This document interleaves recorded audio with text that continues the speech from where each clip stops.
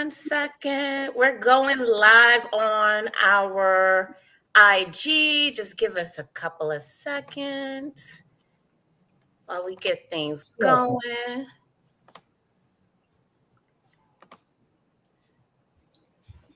All right. Good afternoon, everyone. Welcome back to the ride, Revive and Thrive. It's so great to be back. We had a little hiatus for a few weeks rather, and now we're back strong with a juicy topic. But before we dive in, I just wanted to say we are going live on Tamika, Elaine, and I's personal Facebook pages, our IG pages, as well as the Revive and Thrive IG page.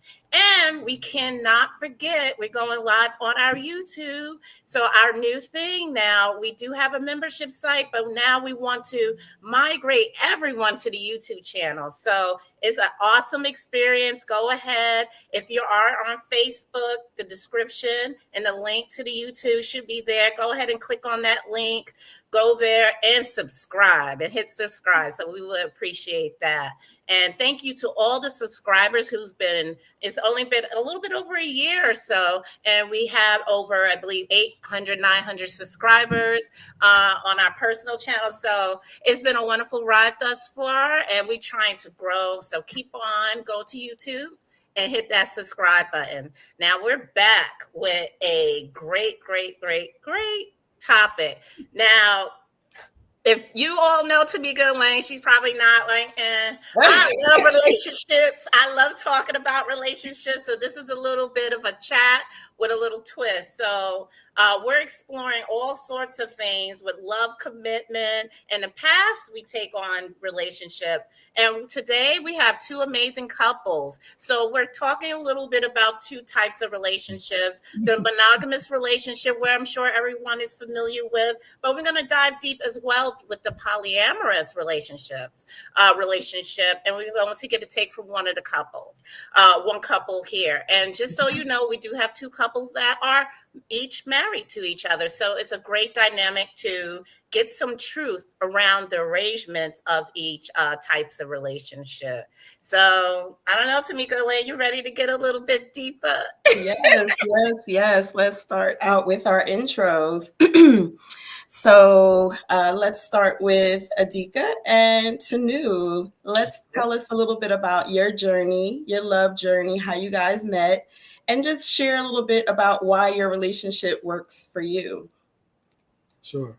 So Tanu and I, we were both volunteers at a very prominent Black bookstore here in Brooklyn called Nkiru Bookstore.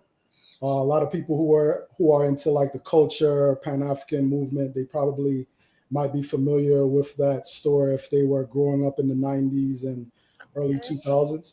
So we met at that bookstore. We both had a commitment to community and being in cultural environments. So we met each other there. We were very, friendly with each other. We were just friends. Well, we were very friendly with each other because she was always like cheerful, but we wasn't like in each other's faces like that. It was like, hi, bye. And sometimes we would have a little small talk, but I always thought she was a very cheerful, happy person. I never forget one time we were like sitting at a table and I was just like, where are you from? And she was like, I'm from Brooklyn. And I was like, you don't act like you were born and raised here. You're always happy. You're always smart. Wait a minute. Hey, he knows a different part of me because we're married. Yeah.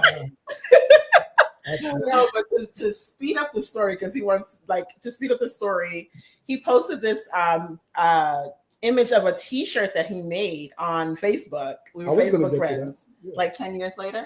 How long later? 2 minutes. No. I didn't mean what you would see. Miscommunication. What happened? No, what I'm saying is a few years later, we re-met because I wanted to purchase a shirt from him. That's correct. Uh-huh. And I was like, oh, you fine. I like your voice. You cute, smart. Yeah. Your arms and legs.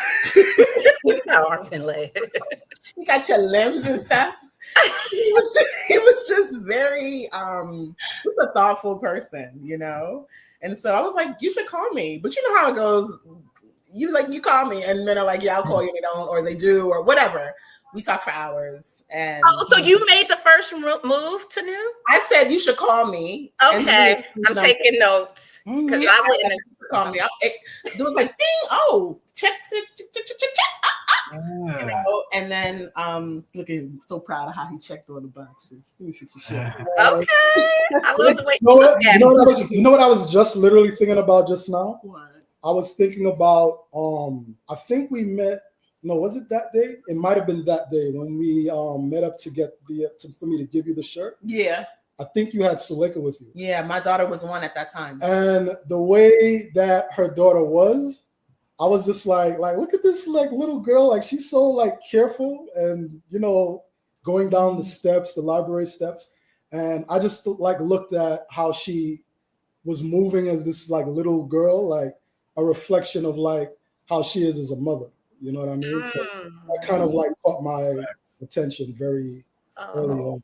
Yeah, and our first date was to the Brooklyn Children's Museum. No, that was. Oh, that's right. He's right. Our second date was to the Brooklyn Children's Museum. I didn't want it to be because our first date, she was like 2 hours late.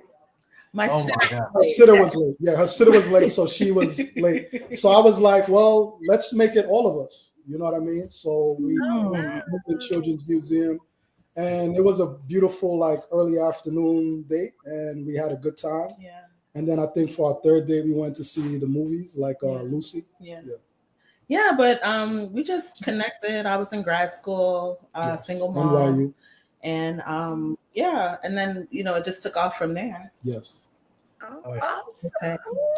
Love it. So how long have you been together? 1,000 years. You count COVID? It might be 1,050. Yeah. I literally always lose track. I think it's 7 years. We've been together since 2014, but we've been married since 2018. Yeah. Okay. Oh, Wonderful. And the last thing, what do you love most about your partnership? Or what do you enjoy most about it? I can speak now if you want me. No, I was just thinking most. There's a lot of things I enjoy, but to think about most, what do I most enjoy? I have never thought about that because I don't like prioritize the joy. Like for me, you can just share the things that you directly to your mind. Okay, directly to my mind is our talks, the way we communicate mostly. 90% of the time, right? That's a big amount. The way we communicate. I love the special little things that he does, like bringing me flowers when I don't expect it.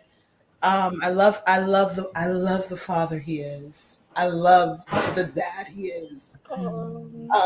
Just so loving and so kind and so just thoughtful, Yeah, I love spending family time. I love just the way that his mind thinks about our future and how much responsibility he takes with what he is and how thoughtful he is about what he does. I love his commitment to supporting us, to protecting us. I love his mind. I love the way he is organized. My husband is like a bit stoic, if you haven't noticed, and I am not. I'm trying. I'm just fixing it, but that is really an accurate. That is an accurate statement. I see the benefits of it, but of stoicism. But yeah, so I've learned a lot about him through how he is. I think that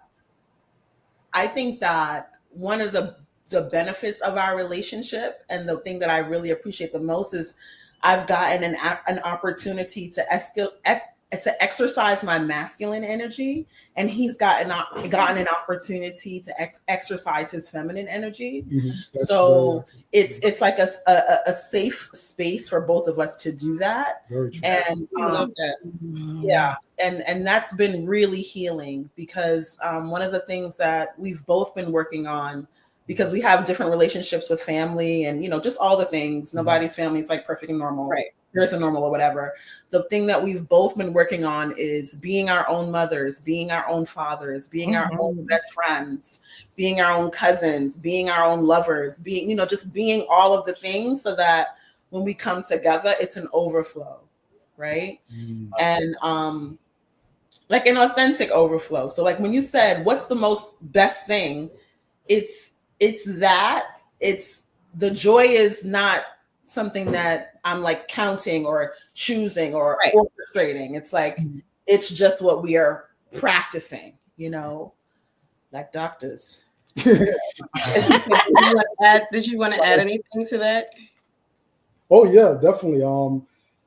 Well, I would like to talk about what has made our relationship so special for me, with Tanu. Like I mean, it might sound like an overused word, but she is so dynamic and so vibrant. We can be in a little tiny room for the whole day. And we've like literally done that when we've gone away. You know what I mean? We can be in a little tiny room for the whole day and we'll have a blast. It's not what you're doing, it's who you're with. And she is so vibrant. She thinks outside of the box. She knows how to have a good time. She's funny. She's humorous. You know what I mean? And she's such a wonderful, wonderful, wonderful mind. She's a genius. Like, I'm not even like bullshitting when I say that. Like, I can go in front of anybody and say, this woman is a legitimate genius. A lot of times we throw that around when we talk about a person's skills, their natural talents, but she genuinely has that. And she's a very good person. She's a wonderful human being. And to be honest, there are times when the force of her love is something that I don't always agree on in terms of like how she expresses it, how she chooses to move on it. But the fact that she's a person who loves, it's undeniable. And what she brings to our children is like, they're doing excellent in school. They, for the most part, get along well with their peer groups. Like my, daughter, like she's 12 years old. She's in seventh grade, so she's having her challenges. No, she literally barked at somebody in the library who was getting her business. Like actually barked like a dog. Oh God! I think that's too much out of the box thinking. They're very well adjusted young people. You know what I mean? And people like them. So not only are they doing well in school, people like them. And a lot of that comes from the socialization that they get, of course, from me, but primarily from this woman right here that's sitting next to me. She's a wonderful mother. One of the things that attracted me very early on is that although she's very different from my mother, who I had a wonderful relationship with, although even me and my mother had some challenges, I loved how my mother approached teaching her children. My mother was very hands-on and she was very intentional. Yeah. And I saw a lot of that in Tanu, and it really impressed me because I actually saw the evolution of that in Tanu. Where Tanu took it to a higher level. Like, my mom, we grew up with going to the library, going to my mom. I remember taking me to a restaurant to dine in, and I remember feeling like uncomfortable because I was like, Mommy, I'm not wearing like a shirt and a tie. Because on TV, that's what I saw when people went to fancy restaurants. Yeah. But she got me to be like, hey, if you go to a venue and you have the money, it's not a big thing. And that was like when I was like 13, 14. But the idea of belonging is so important, especially for us, Yeah. I think that it's a subtle thing, but it's very pervasive. And so when we speak about loving each other and loving on each other, it's like our love is enough for us to belong everywhere we are and everywhere we think we can be, So. Absolutely. Wow, I love how you guys edify each other. I mean, goodness. Beautiful. Beautiful. Woo. All right now. Okay, so that's a wonderful introduction to the first couple, but let's Go on now, Billy and Sheba. Now, What up? That was a tough act to follow. That's a lot of black love. I love that. I love it though. Yeah, really beautiful to see. Okay, so me and Billy, we met on Tinder. so they do work. These apps work. Yes, we are a Tinder success story. Right. We were both, just on the apps. Like we swiped, what is it, right, on each other? Right, I guess. And I left him on read for like 6 months. And so he messaged me something, and I ignored it. You get a lot of messages on, on what's it, Tinder. And so, I ignored it. He messaged me again a couple months later and was just like, "Hey, how are you?" You know what I mean? Very chill. Later, Yes, because some dudes on Tinder, like if you don't respond on their timing, they're like, "Hello," in like all caps, or like question mark, question mark, question mark. And he was just like real chill and just like real respectful of my time and space and energy. And then 6 months later, he was like, "Hey, us artists have to stick together." She had artists on her profile among many things that caught my eye. And I said artist slash. I'm gonna use the artist thing. Yeah. Come on. I had on mine artist slash attorney, because I wanted to show my multifacetedness. Okay. I had on my thing. I was like, I'm looking for friends with benefits. I'm mostly looking for women. I didn't expect there was going to be a man who could like accept me in my fullness.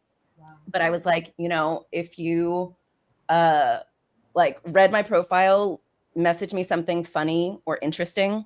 And Billy was like one of the few people who took it seriously. He gave me like a funny, interesting fact about like in general, and then one about himself. And in that message, he like said that he was poly. And I was also like on that similar journey. So I was like, excellent, great. Because I feel like sometimes, I'm kind of the total package. And so sometimes when men meet me, they like decide, like, they're like, oh, you're my dream girl. And they kind of don't care what I want. Like now their goal is to get me.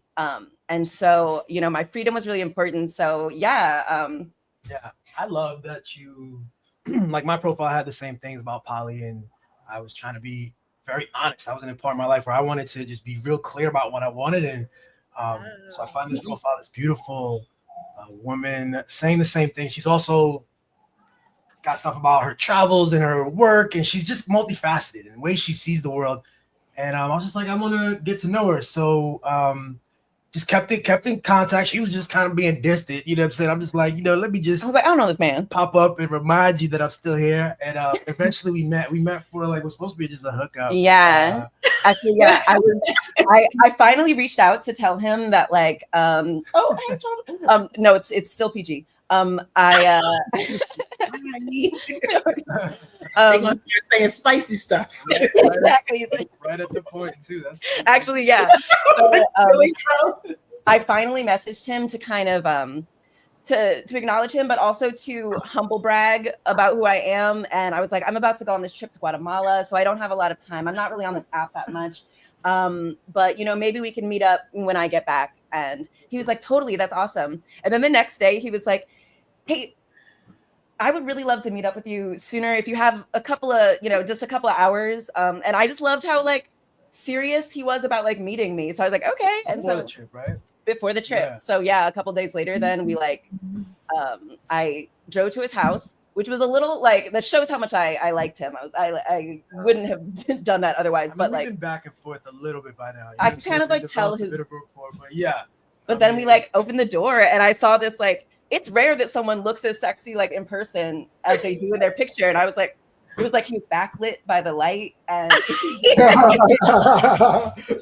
was like, oh, hello. I got like a little flustered. And at this point in my sex journey, I was very like, I'll have sex, but like no kissing. It was very Pretty Woman. And but like when I opened the door, he kind of stunned me and he like took me and like he kissed me and I was like, oh my God, this is beautiful actually. And yeah, all of that went away. And then we had sex all night, and like in between having sex, we would like talk, and I would just like tell him, you know, like all the things we're told we're not supposed to do, like talk about your past relationships, just be yourself too much, have sex on the first date. I was like, no, I want this person to know me, not this idealized version of me. And she's going to Guatemala, like I think the next day. So just, you know, I was like, you know, I'm just gonna hit it and quit it anyway, but just couldn't quit it. Just couldn't quit it. Fantastic. Like she said, like in between, like we're having sex, we're getting to know each other, we're very intimate, and we're getting to know each other. And honestly, it was weird for me. I was fresh out of a bad relationship. I was fresh out of a bad relationship with a bad ending, like a physically abusive thing. Not me, you know what I'm saying? Like I was the recipient of weird stuff. Long story. For me, I'm done. I don't want relationships. Like I'm just trying to be a free person, meet this excellent person, and very quickly, like I think the second day we had a very like emotional moment. The second time I met you, was it the first time? The second night. Second night.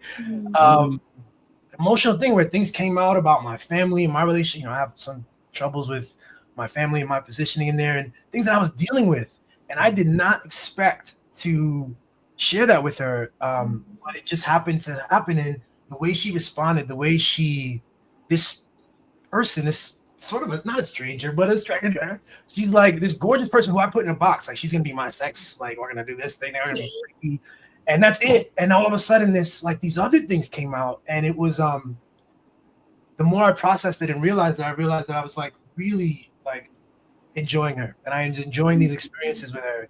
I guess it continues. So, yeah. I feel like that it was like the second day we were, you know, because we were just hooking up. So the second time we got together, his mother had called, and so he's like, hold on, I got to take this. And I heard this woman like kind of in a like elevated tones, and then you know, Billy came back in and he started crying, and he was like, I'm sorry, I don't usually do this. And you know, I was like honored that he was able to feel safe enough to be vulnerable around me so quickly. And so I was obviously not gonna like ruin it by being like, ew, gross, dude, like stop it, you know. So I was like held space for him. And so so actually when I had just gotten out of a marriage, my first marriage, I married this guy after 6 months, which wouldn't necessarily recommend that again, but it was like a really great starter marriage. I learned a lot of stuff, and it ended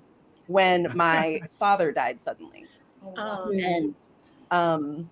And so I learned that like people can leave whenever, like, you know, you don't know, like life is not promised, tomorrow is not promised. And so I didn't want to waste time like being coy and hiding my feelings. Like I just knew, I was like, you're a really awesome person, and I want to tell you, this is maybe a month in, I was like, hey, don't, you know, freak out, but like just in case anything ever happens to me or you, I'm pretty sure I'm in love with you, but like don't feel like you have to say anything or anything, because I know that's kind of crazy. So a month in with our relationship, with, you know, the way we met on Tinder, the assumptions and we communicated a lot, but we had a framework which was going to be loose and sexual, friends with benefits, not love, you know.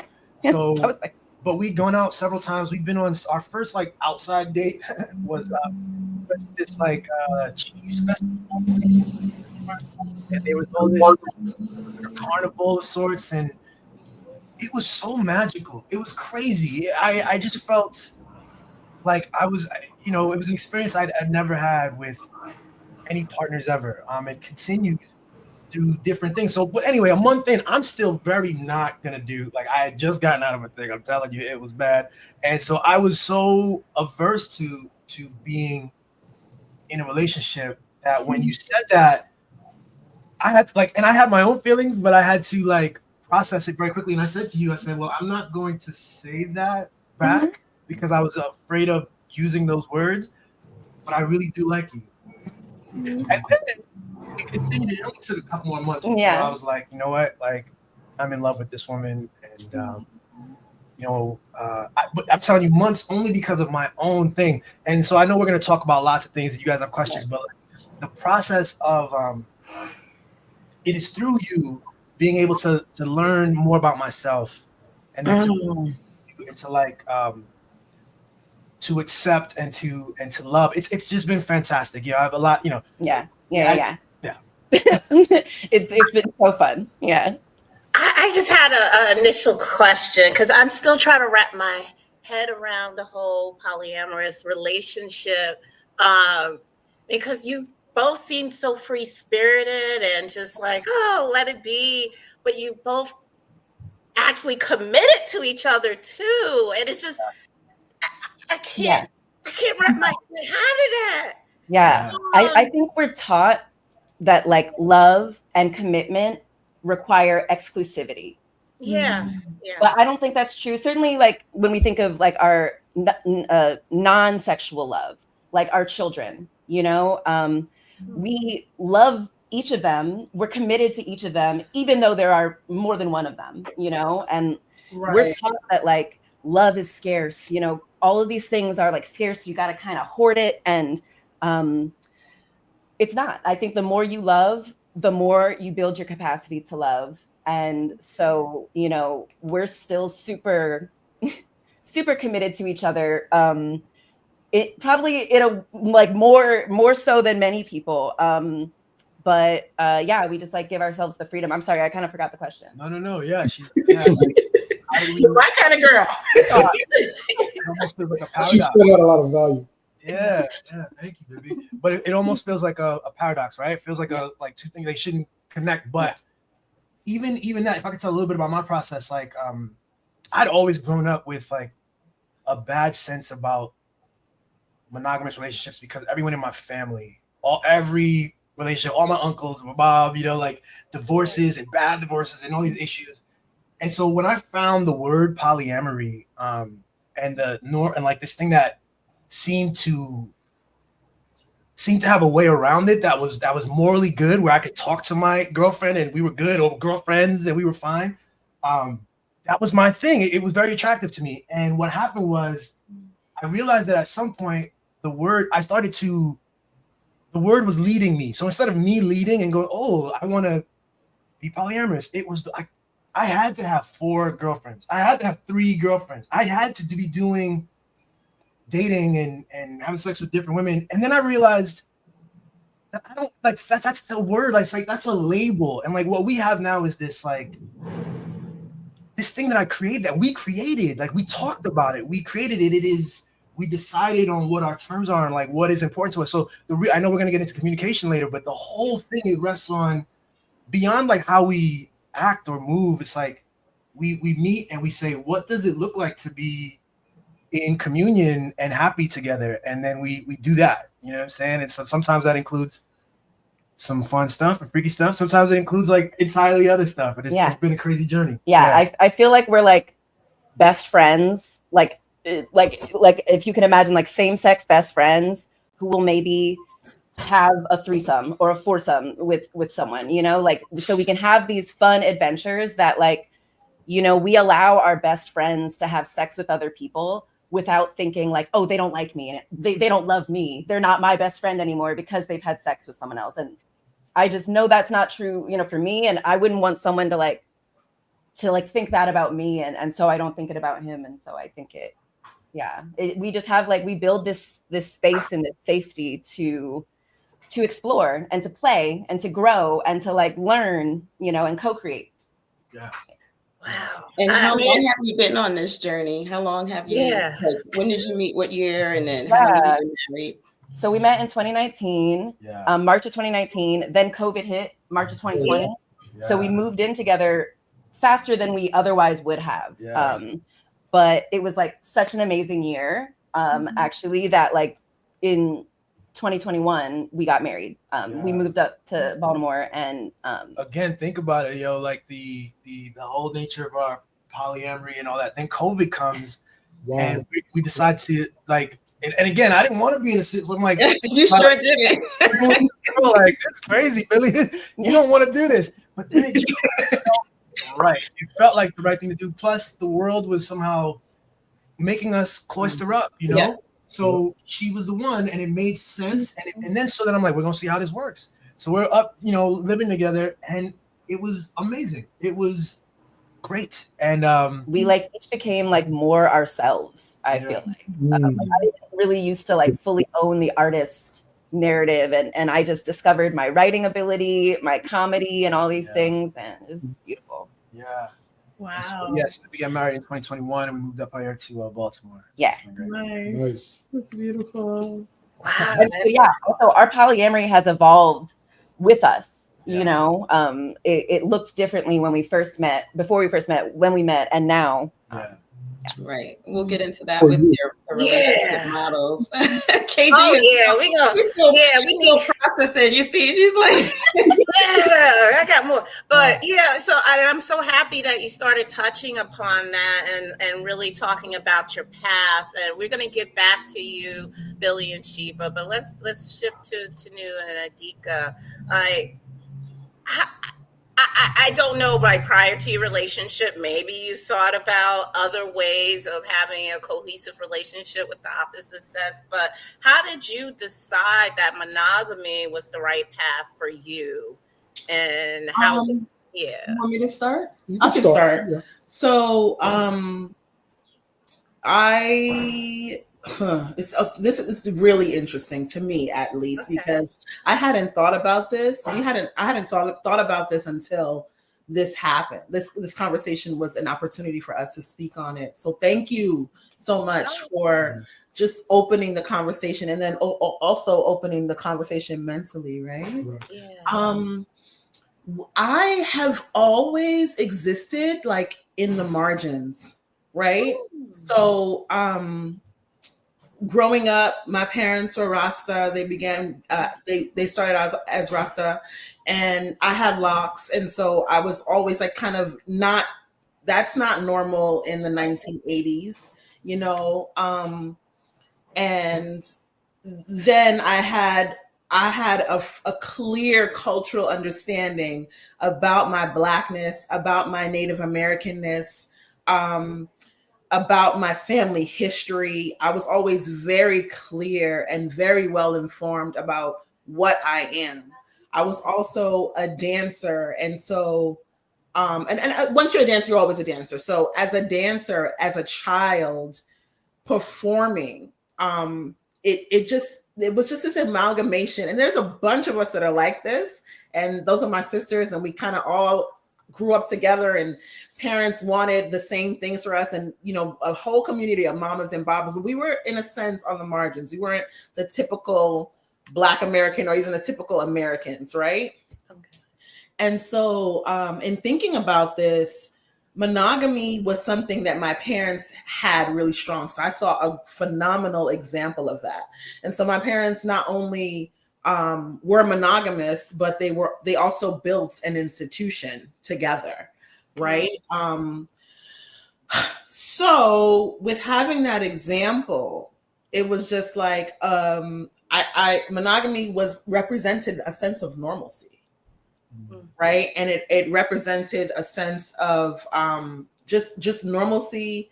It was like kind of a way for me to just focus in. And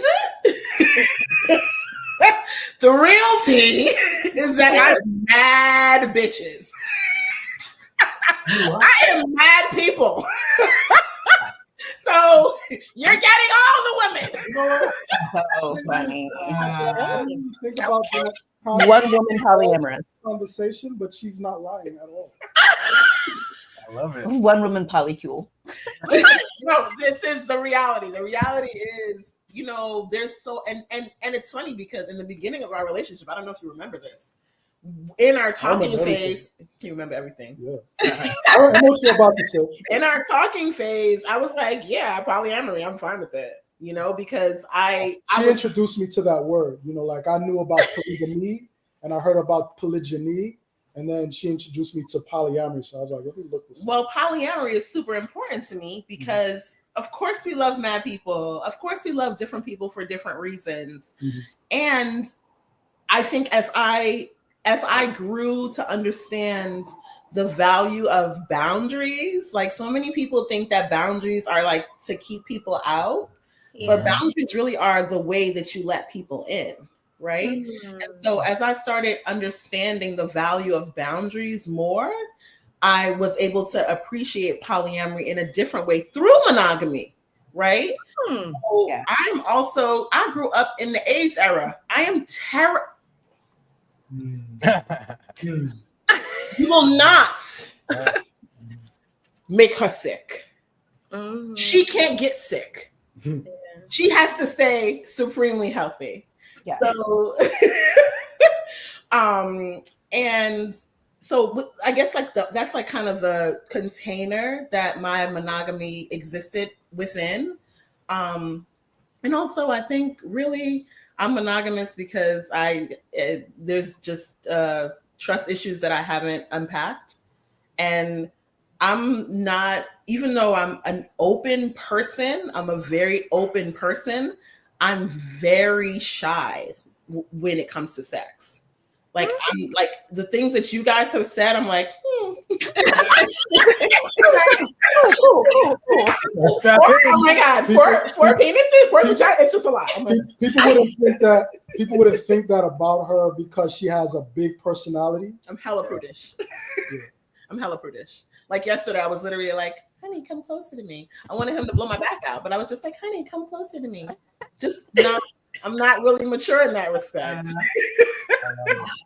So, I mean, You didn't say come close to me. You said it feels like you're far away. That's even worse. And this was after so many years, right? Yeah. Wow. Yeah. So maybe I should talk to my therapist about that. About it. I don't know. Yeah. Oh, that was my fault. I don't think it's about a fault. I think you were expressing how you were communicating at the time and how that reflected on what you were describing before that about. Yeah, no, I understand. But I understand how I could have communicated better, but I don't want to like have to communicate a certain way, you know? Right. Like I just want to communicate. Just be Not without responsibility, you know, but I don't know. The package is not always necessary. But I respect the package because just like you said, Sheba, it's like, I don't want to be coy. I want to be my full self. But when there is that part of yourself that does have that coyness, it's like, that's just where it is, you know? Yeah. Honor that. Yeah. Yeah. So I really feel like I've had an opportunity to really explore and accept like the parts of me that are shy to come out or that I may not have come out, you know. So and I just feel comfortable how I am, you know. Not that I'm changing, but I feel like this represented something that was supported by a larger community. I think something else that's not being said is that capitalism supports monogamy between a male and a female. And I don't know if that's good or bad.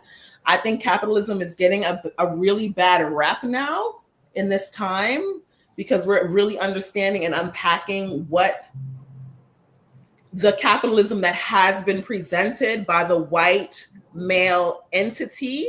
I think we haven't considered the fact that there is a reality of capitalism outside of what the white male entity has presented. Right. It may very well be that, but we haven't gotten a chance to quite see it yet. Well, we haven't fully explored it and taken our full power within it. Right. And I think that we're on our way to doing that. Right. You know, like I'm so happy, like financial freedom, like that. So many of my friends, us, we're like there, you know, we're there. And I think that that's really important because we're the ones at the helm of redefining it, you know, whatever it includes, whatever it entails. I think that that's super important because if we're saying that we're gonna all use money or cryptocurrency or whatever we're all going to use to delineate value for goods and services and not steal people or lie to people about what they are so that we can steal their land. There, because when we talk about relationships need land, relationships need resources, relationships need these things. And so my choice was, I'm already a Black woman, you already a Black man, we fighting for our lives. No, we don't need another thing. I mean, or even person, all right? Like, let's focus and make sure that our foundation is strong. Make sure that our children are grounded and clear about, just all of those things, and step up in the system that we're in and make it better. Yeah. I love that. I really do. I love that the foundation needs to be strong. Yeah. But Adika, I want to hear from you too, from the man point of view. Are you, or do you feel satisfied with the path you took with monogamy? Do you feel like one woman is enough and you can live this life happily throughout the course of your existence? Is that naturally innate in you? Yeah, I would say yes, but it's an interesting conversation. I want to go into some more details on this. So, my upbringing is very similar to Tanu's upbringing. I grew up in a Rastafarian household, and, coming of age in the, early to mid 80s, I would see, different Muslim sects where I didn't know, but I kind of intuited or felt or perceived that, this man has more than one woman or wife or what have you. So it wasn't something that was foreign to me. I knew that it existed. I've also had personal readings, spiritual readings in different African systems. And I was told in 2 different systems that, he would be a great polygamous man. That's what he was saying. I told him that. I mean, they didn't put it that way, but that's they were like, you would be phenomenal at this. Okay. And they said I would be more inclined towards, priesthood within African tradition as well. And, I looked at that and I was like, okay, that's something to consider. So there was never a time when I said, oh, polygamy is off the table. But honestly, for me, when I met Tanu and we started dating, I was between relationships. But, I was still having sex with, different, I did not know that. With different women in between our relationship before. in between, what that means? That means that when I had a girlfriend, after that girlfriend, I had women that I would have sex with. And then when you and I started dating. I thought you meant you had a girlfriend and I was on a date with you. And then there was another girlfriend after me. I thought in between, man. I'm sorry, I'm clear. We've talked about this before. No, I never heard you say in between, because when I think of in between, I think of a sandwich of a Tanu sandwich. Oh no. But no, I understand. Yeah. So it's always good to clarify. But yes. So I'm in between relationships. I got you. Right. So I'm, engaging with these other women. But for me, my experience was okay, because it's never been hard for me to, get with women that I want to have sex with that would want to have sex with me. So I never, because, a lot of men, this is my perception. There's maybe not a lot of men, but I would imagine that there are men who say monogamy is the best thing. It's what works for me. And it's nobody else wants you. You know what I mean? That might be their perception, right? But for me personally, how I always looked at it was okay, I'm getting with these women, but it's we don't really know each other like that. And there isn't a mutual interest on their part or mine to deepen the relationship. But I like deep, meaningful relationships. I like good conversation. I like talking on the phone for hours. I like great sex. And then we go out and we go somewhere that's playful and fun and we have a good time. So my ideal was never to have multiple surface relationships. I would prefer to have one deep relationship. So for me, my value is about going deep, not about going wide. You know what I'm saying? Right. So that's how I perceived it. And it's not to say that you can't do that in a polyamorous relationship. I certainly believe that you can. Yeah.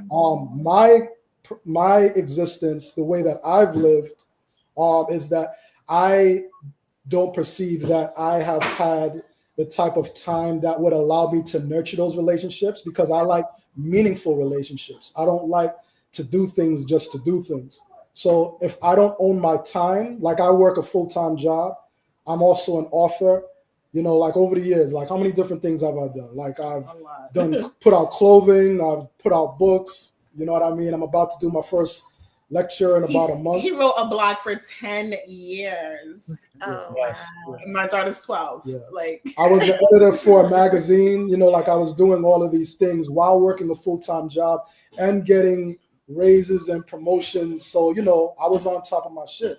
So it would have been very hard for me to nurture and water and give sunshine to multiple relationships, because a lot of times, particularly when I hear men, you know, most of the time when I hear men talk about polygamy, polyamory on the internet, it's usually Black men, and they're talking about like the sexual aspect of it. But the way Yes. that I look at it is that polygamy, polyamory, it's a system, right. right? Yeah. So I might have a wife, she's in Texas and her house is flooded.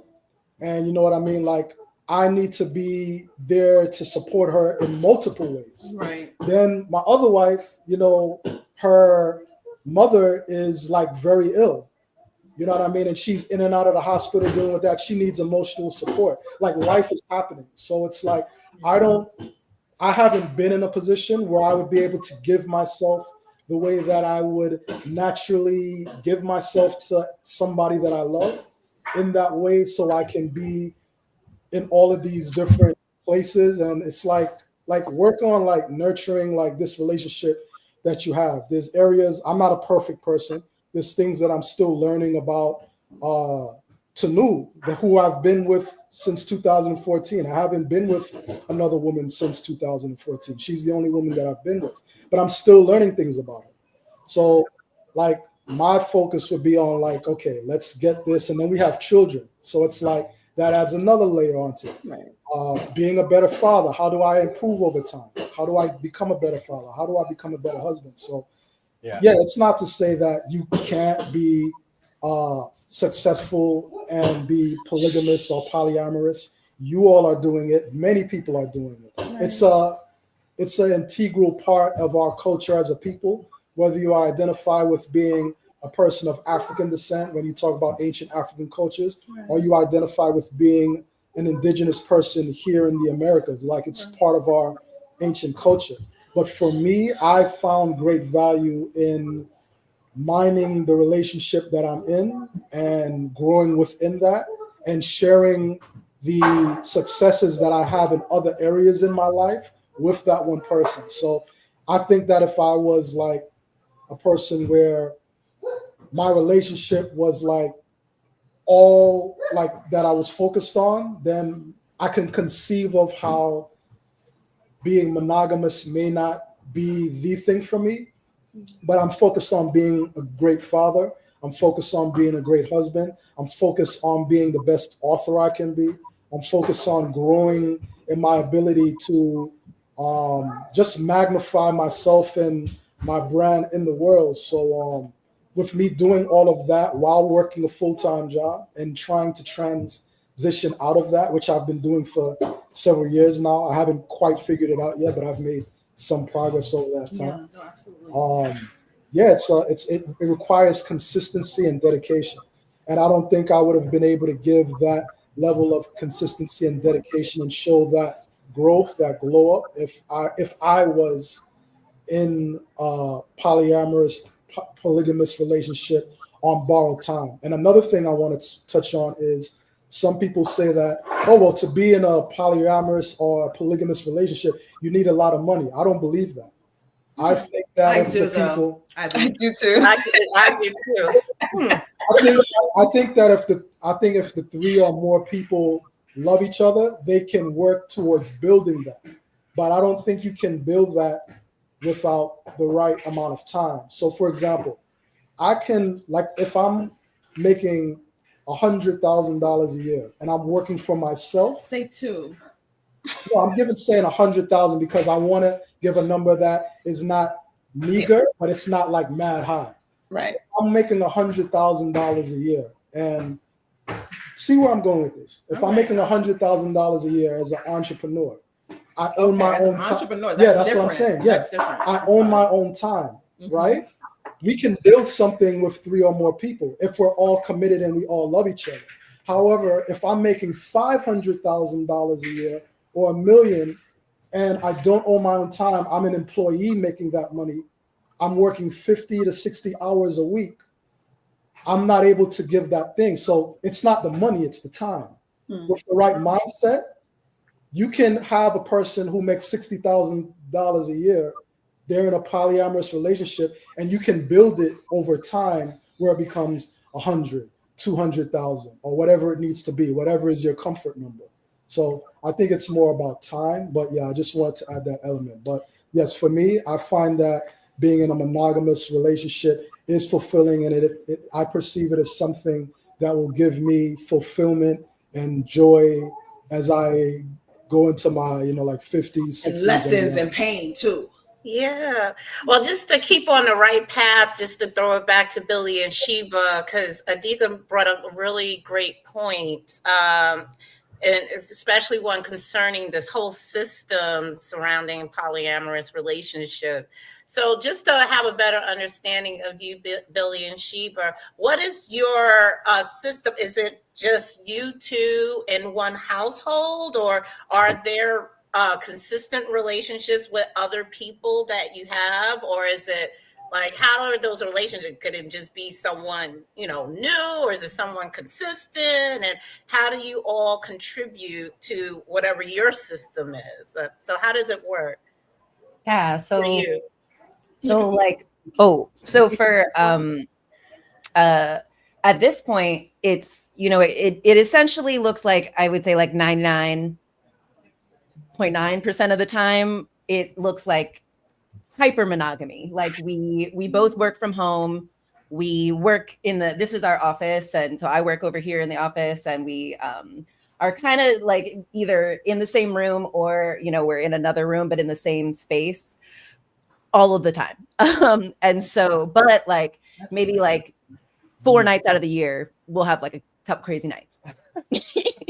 And so like when we first started dating, Billy told me he was actually the third in this a lesbian couple. And I thought that was like a green flag. I was like, wow, this lesbians who shouldn't have anything to do with this very cishet looking man still choose to have him come like regularly. Like that's an awesome red flag. I mean, a green flag. And so now, like both of those women are my good friends, and like sometimes we would have like a wife swap. I would go like with one of the women, and Billy would go with the other, and we would hang out for like 4 hours, and then we would like come back and have a really fun evening. So yeah, so I think there's maybe an idea that it's maybe just like a bunch of dudes running through, or a bunch of women, and like Billy's going off, but we really like, we stick together. It's it's like we're best friends who like and it's, I know better than most. It's kind of hard to be attracted to a man. So I really that part. Right. So it's, I think men maybe have this idea that like, oh, if we're poly, then my wife is going to be, having sex with all these dudes. Please. Like once I've been with this like amazing total package person, why would I mess that up? Like I only want to like enhance this. And Billy's type in woman is like me, just like I heard that. a bad bitch who's interesting, weird, smart, very like unique, and like adventurous, so like I end up getting like some really cool friends, and I'm kind of like head of the bad bitches. It's beautiful. That's good. I love that. I love that. You get to see that you're not an anomaly in terms of his type, quote unquote. Yeah. Exactly, totally. Right? Like there's this fear that maybe I'm like an exception or something, and or I'm like the respectable choice, but I'm not who he really wants. So it's nice that like I'm both. I love that. Everything. And to, I guess, like just to add, like it's evolved. So, when we first started, it was very open, it was very free. I was still dating other women. Eventually, COVID, things closed out, all that stuff. But then, even when COVID opened up, we came to Baltimore, whatever. It was very open, and I eventually I went to her and I said, you know what, I want us to, for instance, if we're gonna do anything with other people, I want us both to be there. So like before that, like I would go and visit, Elle or something, go to DC and come back, whatever, and like there was. It just occurred to me that I wanted, like, I have fun when she was there. You know what I mean? Like, I want she to be there. So I told Elle that things have shifted, and now she'll come and visit, and like it'll be the three of us or something. But like she said, for the most part, we are, people. If you just had a window looking into us, you'd see a monogamous couple, and then we have this freedom. Boom, and But like really, and we're gonna get to the communication part, but that's really the key for us. Every month, systems, right? So every month we configure our systems, realign. Realign. So I don't know if this is the time for that, or if we get to the communication question, but that's what it looks like for us, and it's just been it's been great. So some of the stuff you guys were talking about time and resources, we definitely we both. Through communication, we realized we're not interested in having like a third who lives here or some a bunch of girlfriends or a wife and exactly. and it's tough on one level because we're so sexy and like awesome. Like people want to be in deeper relationships with us than we are able to offer. Like I feel like we're both as individuals very like complete, whole, like we're already very fulfilled. And so when we're together, it's like, whoa, double fulfillment. And so it's like a third person, it's like, I mean, if you're not already in our house, like we're not going to try that hard, like, and some people are very like they're committed to like the lifestyle, and they have like a polycule and all of these names and things, and really we have a couple of people who will hang out with every once in a while, but they otherwise have their own relationships and lives and things, and so it's like it's really that's another thing. I think of sex is a way for adults to play. It's how we get to know our bodies. It's how we have fun. It's how we know how to like interact and engage and be intimate with another person. Right. But we're taught that it's this like kind of shameful thing that we should only do in these specific rules. We shouldn't be too excited about it. Like if we are too into it, it's going to lead to our, Yes. it's like you're now on the road to hell, and exactly. And so yeah, I think this is a good segue though. So sticking with you, Billy and Sheba. So what do you think are some of the biggest misconceptions about a polyamorous relationship? Yeah, I think the biggest ones have to do with what we're getting on television and on YouTube and all these like celebrities doing stuff, and it's hard to take into account just how much like production is involved and how much like presentation and performance is involved. So what we have, as she described, is unique. It is ours, and I think the key element is the ability to kind of like make it, like to we created it, we decided it, we invented it, and So I find often even people who are who might identify with the word poly, but certainly other people who don't, you have to kind of deal with their assumptions. Like they've come in with some kind of an assumption, and that's whether it's judgmental or not, it doesn't matter. It's fine. It's just not exactly what mine is. As long as they're open to hearing what the truth is or what the reality is, then that's it. Yeah. I think there's like definitely an assumption, a misconception that we're really immoral people. Like we're just looking for an excuse to cheat on each other. We're just looking for an excuse to like, to get our desires out in a harmful way. And that we're like immature, that we are irresponsible. Like we're not like interested in deep relationships. Exactly, that we're interested in just these shallow, like we're just using people and throwing them away. And like, I'm a Scorpio sun, Cancer moon, Leo rising. I'm not like I'm into deep relationships. I hate small talk. And so we and also that I feel like we're really like holy. I think we have this idea that it's like, sacrilegious or just like, immoral in that sense. And like, I feel like I've certainly gotten closer to the divine, and I've gotten more on my divine assignment and path. And I have this like divine counterpart who I feel like both of our jobs is to like cultivate and protect ourselves and cultivate and protect the other, because like part of our power and what our gift and purpose in the world is to kind of embody a new way of being, a new way of relating, in a way that liberates us and aligns us with the truth that there's enough for all of us. The divine, the great mother gives us everything we need. And to circle it back to that talk on capitalism we got into, I feel like capitalism wants us to think that everything's scarce. And Right. so, and it's and there's not enough. And so to be totally transparent, one of the things that we're dealing with is scarcity of time in his mental mind, his masculine mental mind. Yes. And he's honestly really battling with that.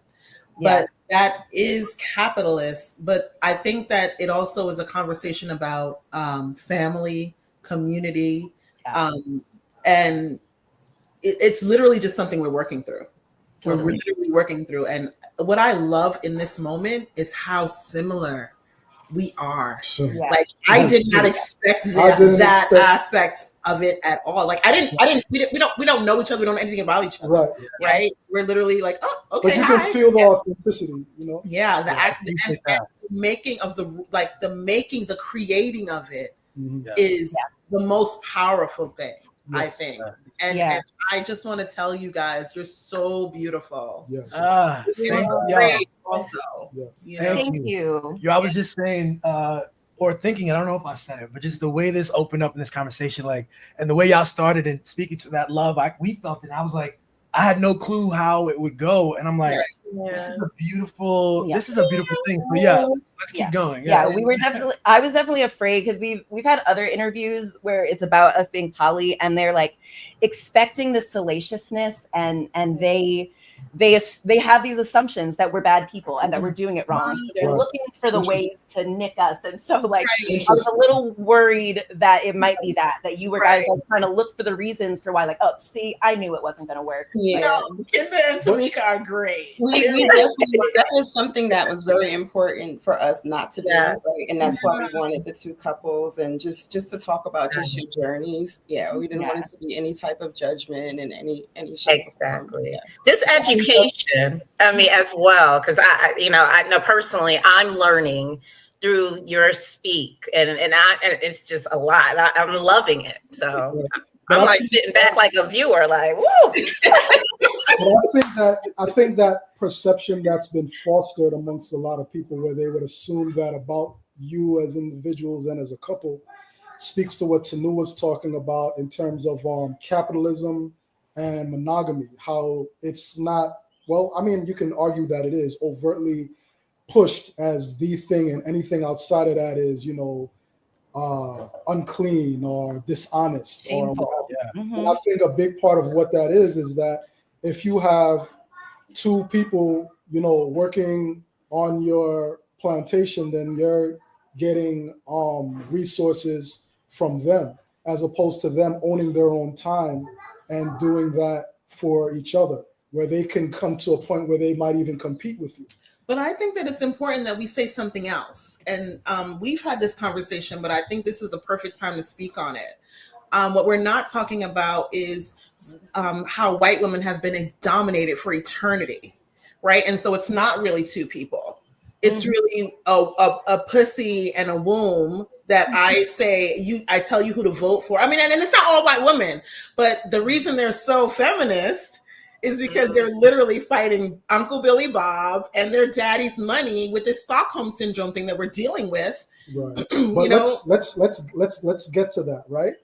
I wouldn't say that they're so feminist. I would say that a number of them are moving towards feminism authentically, and a lot of them are cosplaying as feminists. And then when election time comes around, we got what we got. We get what we get. And we don't get upset. When you look at the media, you look at movies, you look at podcasts, you look at all of these things. You would think that most modern white women are leaning towards some form of liberalism or feminism. But every time we get the election polls that come out, we find that the majority of them, the majority of white women are voting for like Trump even.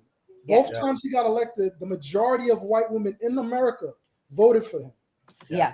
I think that it's also important that we have compassion, right? Because we have to look at, I think it's important we have compassion for all human beings. But it speaks to what you said about one womb and the male dominated. Because that's the reality, and it shows in the numbers.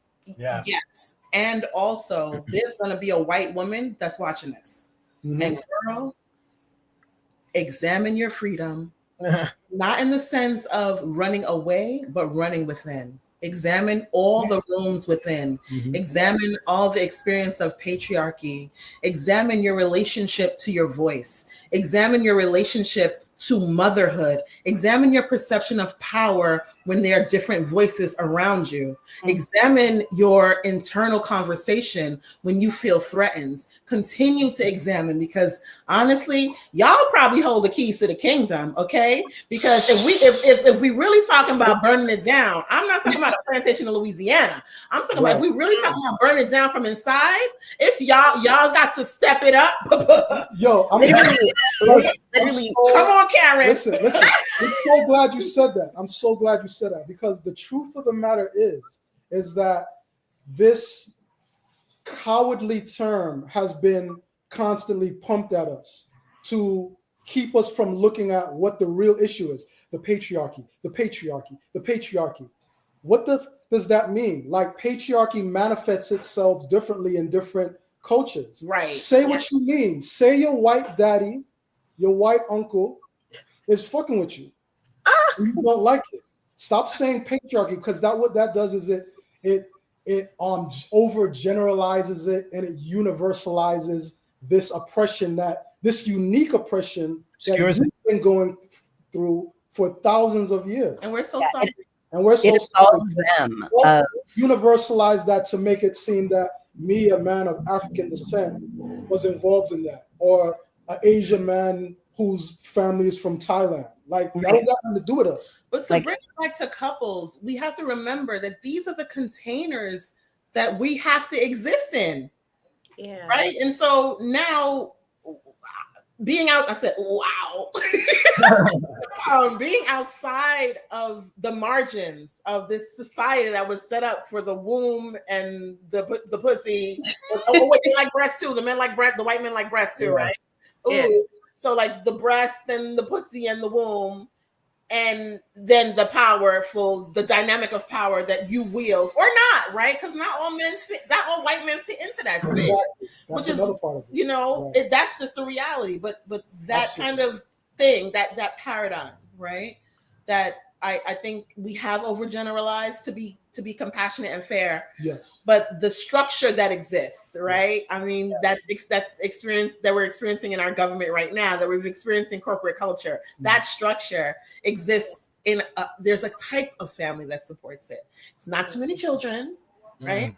Not too many stepchildren, right? Maybe you want to be a virgin when I get with you, right?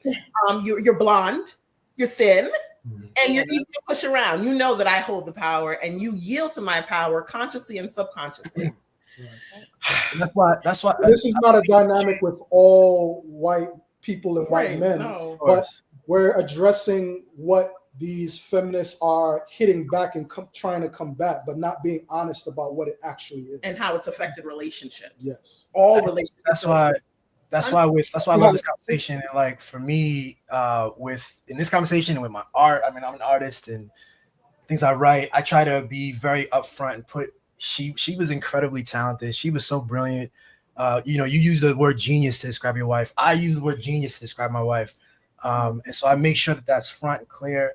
I know with me, sometimes, like you said about assumptions, people assume, okay, well, this nigga walk around with, 4 women and just, being some kind of like, nah, I'm in deep communion with my wife, and we built something interesting. And you have to push back. This is like my feminism has to be, my womanism has to be at the forefront of who I am as I operate, you know, and carve out the life that I want for myself. So, you know, That's so beautiful. That's Yeah. so beautiful. Yeah. I think it's also really important that you use the word womanism. I like that too. Yes. Yeah, it's Because an that's what it is. Yep. Because like, yeah, absolutely. I, you know, you guys are saying, yeah, white women were 50% of the slave owners. You know, we have this like idea that they were just these like, you know, like oppressed by white men, but like also they were collaborators. They had sex with them. They created them. They trained them to be the people that they are. And, you know, they've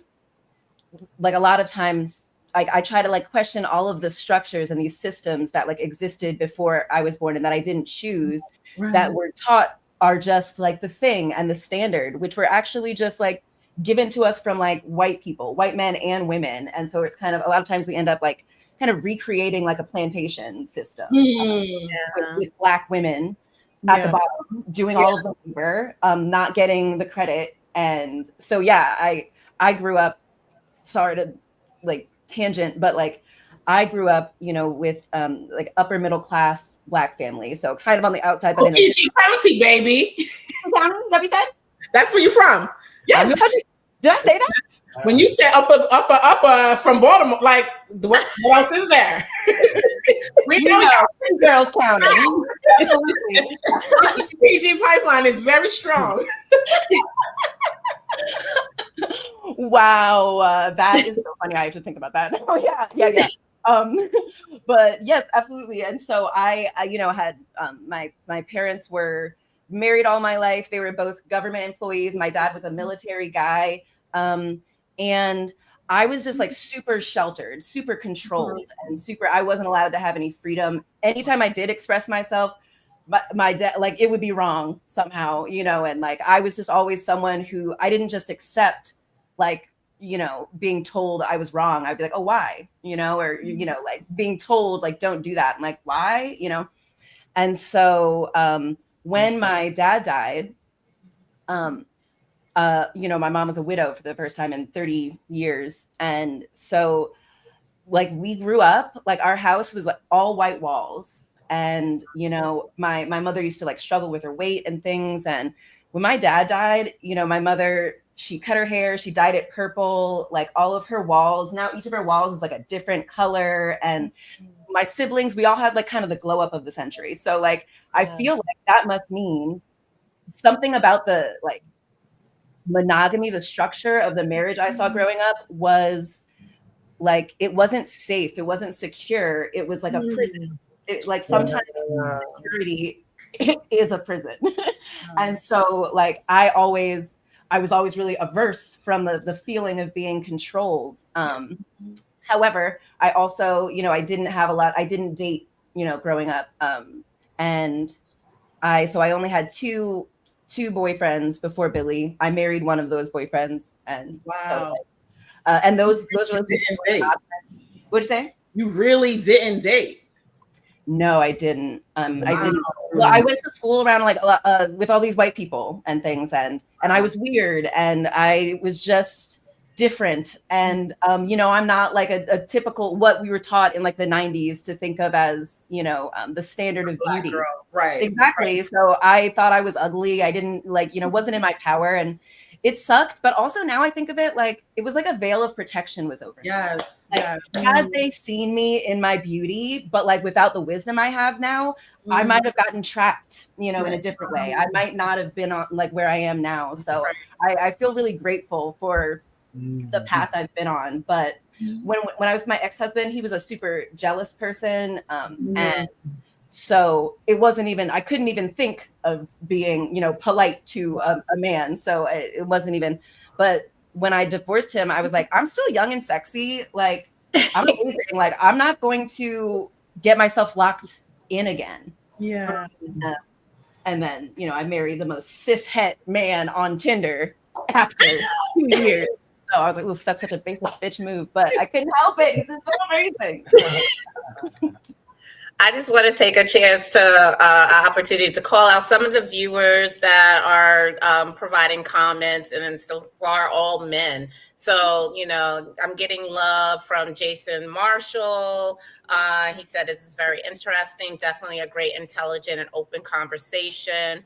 And the actor Louis Duval said this is a fascinating topic. So this is great. What I think we can do is we talked a little bit about the communication. Let's just dive right into that segment, because I really want to go into that, like the intimacy lessons and the communication, because I think this could be so helpful for a variety of couples. So a relationship, no matter the number of people that's involved, can't thrive without strong communication. So I would love to understand what kind of strategies each of you choose to do to strengthen your relationship within your strengthen your overall relationship. We can start with Billy and Sheba again, and we can go to Tanu and Adika.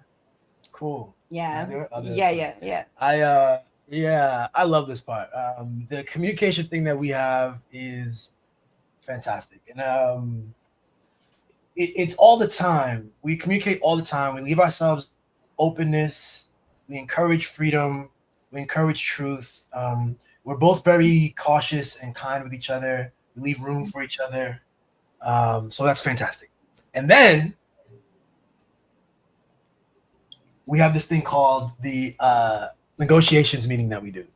We do a negotiations meeting once a month, where we got it from this TV show. What's that show? Broad City. Yeah, they're like they meet, like, for them they met like once a year, and she would have like a list of things that she wanted to negotiate, and she was like, I would like to sleep with 50 men, and he would be like, no, you can sleep with 2 men, and I have to know about it, And so I told Billy about this when we were dating. I was like, could we do like a negotiations meeting where we just like kind of talk about what went right and wrong and blah, blah, blah, like maybe once a year? And he was like, can we do it once a month? I was like, yeah, totally. When you see the scene on Broad City, it's hilarious. It's really good. And our version is it's just lighthearted, and it's got a similar kind of Joan, where it's like anything that we haven't discussed, because there are times when something is difficult, you know what I'm saying, or something just might not feel the right way, or you didn't know how to word something, or blah, blah, blah.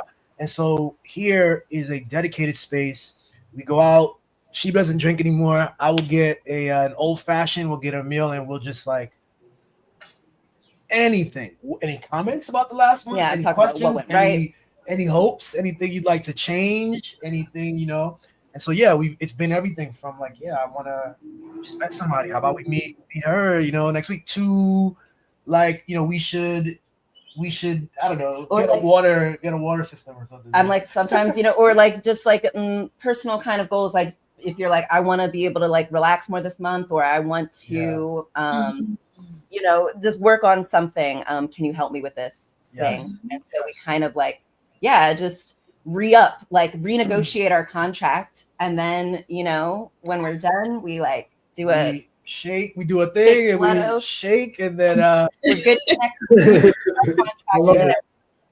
And Sheba used to, like, the first couple months, you playfully like have like a bunch of notes. I brought like, I gave us each like a folder, and it had like it was actually about like boundaries. It was like, are you like, it had a bunch of different like I think my therapist gave it to me, but it was like a bunch of like things like kissing other people, blah blah blah, like things. And then we had to like rank like things you're interested in, things you're not interested in, things you want to explore, and just so we could get to know where we're each at. What I love about that is the depth of I think it's possible to do this in other arrangements perhaps, but the depth of the freedom of our ability to get into weird places and ask interesting questions, really get a sense of what is good for us, what is a boundary. My sense of like the monogamy that I was growing up around, like certain conversations, you just don't have those conversations. Like I have an assumption about how I should operate as a man. I have a role and an archetype. And then she has that as well. And if she were to ask a wild question, like I should be offended if she loses her status as somebody, potentially as a wife, and there's some sort of moral limit to her desires, and there's some sort of moral limit to my desires. and instead we allow it to even be bigger than that, and it's just like a constant acceptance and like awareness. So, Yeah. Yeah. That's really powerful. Ours is a little less. It's actually not less intentional. That was the first word that came to my mind. Less nuanced. But it's not less nuanced either. It's less organized, I guess. Okay. Formal. Yes. Yeah. Less formal. Thank you. Yeah. Thank you. Yeah. So we literally come out of our dream space and are like, and I'm a Pisces sun. We both have our moons in Cancer, Correct. but I'm a Scorpio rising. So like all water. My main three are all water. So but he says it's genius. I think it's probably a little otherworldly too. And What is genius? The etymology of genius is otherworldly. Like you have something with you. Right. Okay. Spiritually. Yeah.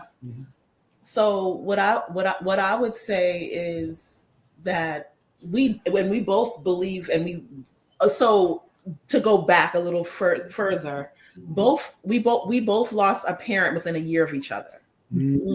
And I really think that that those losses showed us a lot about who we are, but also our parents literally brought us together. Wow. We found out after that we also, like, he knew my aunt when she was alive, and like we found like ways that our ancestors were literally bringing us together. You know? And so I'm speaking of that because I know for sure that relationships, the one thing that we have in common in this conversation that I'm really picking up, Sheba, is this depth, this creativity, this genius, this kind of fullness of self. And I'm saying this to you, woman to woman, because I think that it's really important to have a conversation about Black women minimizing ourselves. Girl. Right? And so to hear your background, right, and to hear where you came from in terms of like this white walled military, just all of that all of that you express. And thank you so much for sharing that, right? What I'm recognizing in this moment is like a woman,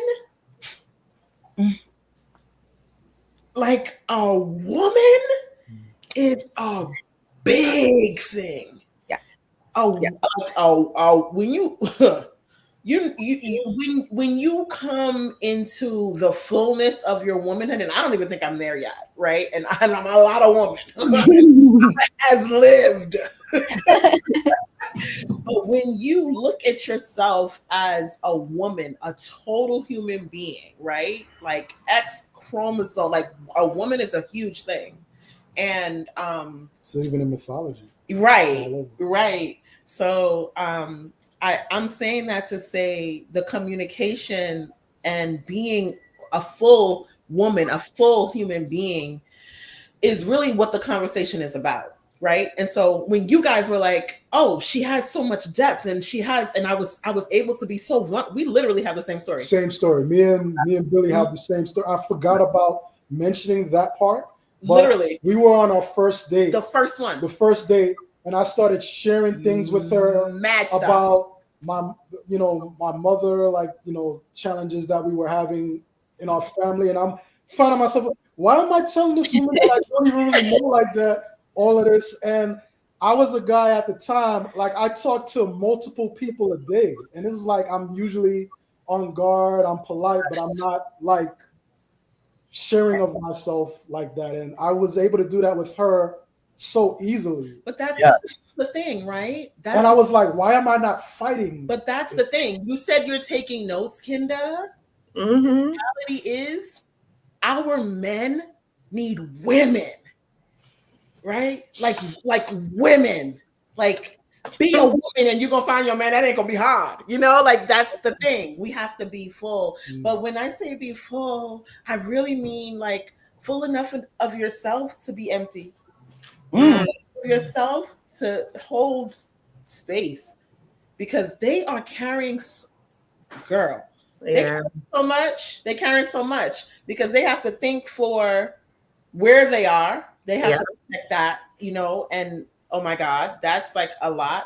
But then we have to pray for them for where we are, right?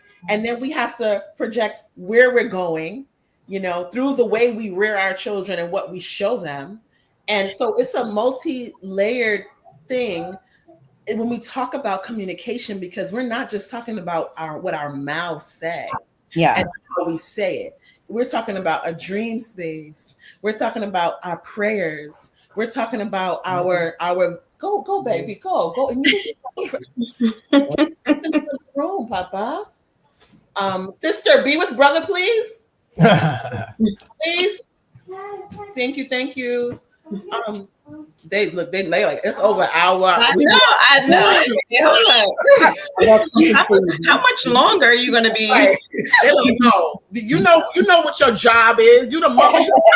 Feed me, Seymour. Feed me on, like that's our kid. Like all kids, they want to eat. Go ahead, do your thing. Get a fruit. It's not fruit. Go ahead. I'm sorry, y'all. Please. No, that would not need to be sorry. Go ahead. I'm not leaving this space to do that right now. Just be creative and don't be wasteful. So when we talk about like what we're here doing, it's a multi-layered, multifaceted existence, right? It's like if you can include your vision for life in your communication style, whatever that is. And ours is just like, yo, we go deep real quick in the morning, right? And then we go deep real quick in the evening. Like, and real quick is a lie. I can imagine that's a lie. Real deep in the morning, and then we, depending on like what type of day it is, we'll have an intermediary conversation in the afternoon over the phone. And that can be anywhere from like 5 minutes to an hour, right? You know what I mean? But the evening is when we reconvene at the end of the day and talk about our days and, you know, like what's pray every day together. We pray every day. We pray every day, every single day. But also we do budget meetings monthly, which I think is really super important. That was like an idea that she had that's been very helpful. And then we also weekly dates, right? And that's important. Yeah. And a weekly date might be a walk in the park. That's what I like. Which is beautiful. It might be like us sitting on the bench by the park. It might be us going to a nearby restaurant, you know, just something where we spend, you know, a little bit of time with each other. Go under. So, yeah. Cute. I love that. Yeah, and that's so funny. Just hearing both of you share the different strategies that you use within your relationships.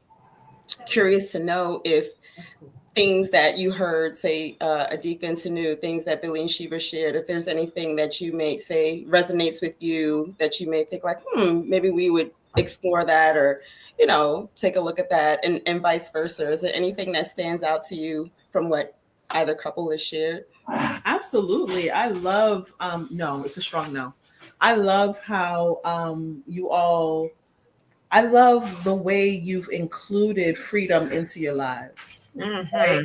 And that necessarily hasn't had to happen with us, because just how like we've never had to put your hands down.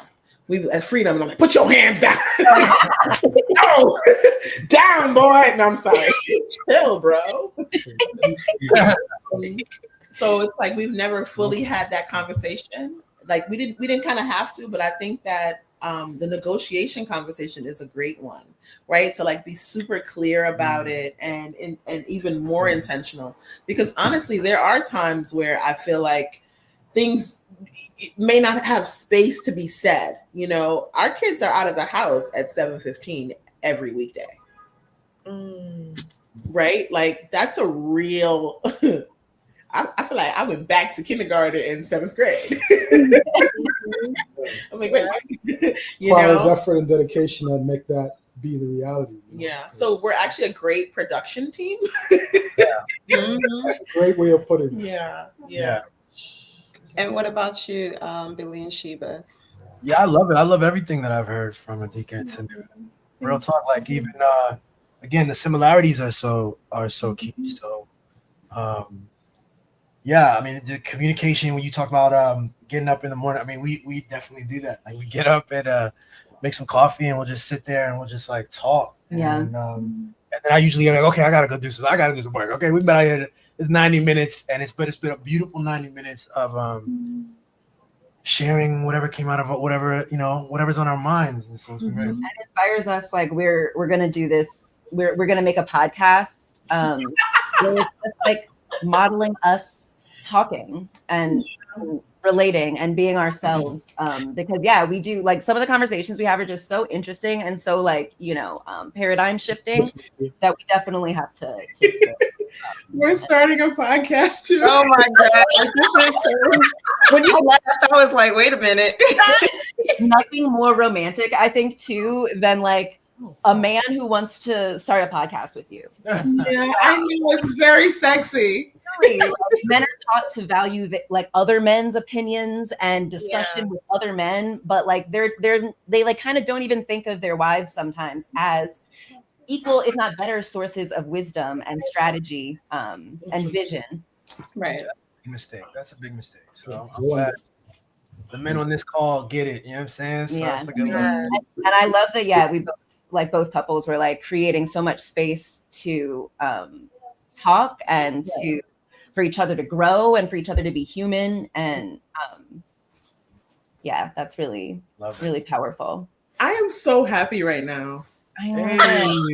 There's another thing we've been doing. Like you guys talk about praying all the day. I feel like I'm maybe more of I don't know if we're more spiritual or something, but I definitely do a lot of stuff with like witchcraft and reality creation and magic and things. And like, so now we're trying to do this thing, trying to heal our money wounds, trying to, you had mentioned something about the masculine and the feminine. And like, yes, I am someone who's trying to heal my feminine, receptivity wounds and my, I'm very good at like kind of getting everything done and taking care of it,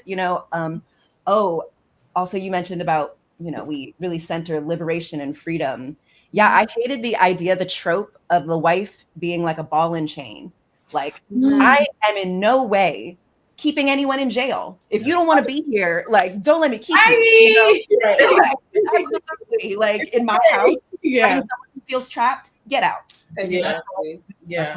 Again, regardless of how you approach the frameworks of the relationship, I was raised, all the men talked about their wives as ball and chain. And oh boy, she's arguing, or she's being nagged or something like this. And that's it. No more. It's like you can't, like these men, like they told themselves that they're not going to be able to live their dreams, or the reason they can't have fun, the reason they can't be themselves is because of the wife.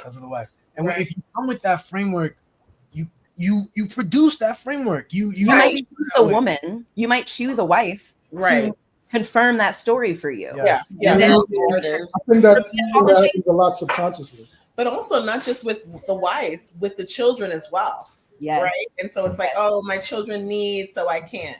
Or I have this responsibility. But it's not really that you have a responsibility. It's really that you lack imagination.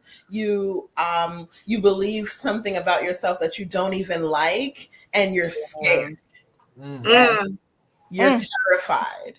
You walk around with terror. So it has to be that I will deflect my terror and make you the burden. Yes. So because I don't really fit into that thing that says I'm powerful in this society, and I know it inside myself, and I haven't dealt with my own power issues, right? So let me project that onto somebody who loves me unconditionally and will accept it because they indeed need me for their own security, because they don't feel secure or even physically safe in the society they're in, right? So it's this weird, sick thing about love that we gotta get rid of. So just like white women have a responsibility, and white men, they know what they gotta do. Just give it all back. They know that. They're clear about that. Like so much so that they're anyway, we're not gonna talk about that, but our responsibility, I think, as wives and as husbands or as fathers, let's try to keep the chip bag sounds down, please. Is really to take full responsibility and be our full selves. You know, inside of the love. Because is it really love if you're not? Right. I think that's so true. And especially for the Black community, I think, and especially for Black men, I feel like white people have taught you guys to be realistic, you know, to be and what is reality that you're not creating? Exactly. Only white people are allowed to be delusional. Only white people are allowed to have fairy tales. Only white people are allowed to dream big. Create. And exactly. And so I feel like a lot of us, like, we're taught to like feel cringe or have shame around dreaming big, you know, dreaming of a great love, dreaming of this fairy tale love, dreaming of being able to be your full self and having someone accept you. Because if you don't believe it's possible, it ain't never. It's not possible. You will come across it and you will reject it. You won't see it. You won't recognize it because you've said it doesn't exist. So you're like, oh, this I've literally done that with him in our marriage. I've literally done that with him in our marriage. And I have to take full responsibility for that. And so you've grown from that. Because I'm like, you can't possibly be real. I get it. Man, that's lie. That's how I felt about. You're monogamous? Ha! Yeah, right. My dad was monogamous. That's how I felt about Billy. My dad like if a man has no, you know, so it's like, how could you be? Yeah, it's a lie. It's not true. It's crazy. It's like it's crazy. When I see a man with no red flags, I'm like, we're always looking for that. A serial killer? What, you got a long game, sir? What's happening? You're just so loving. You just, and that's actually terrifying when you think about it. I have to say that I still do that in my dating. I'm still looking for the other shoe to drop. Sometimes when I meet a man that might seem too good to be true, right? It's like Elaine, for real, like, you have to promise today to stop that. You have to promise today, right now, to stop that. Because the reality of it is this. You've created, look how beautiful you are. Oh, thank you. Look how beautiful you are. Look how together you are. Yeah. Look how dedicated you are. You deserve someone that reflects that.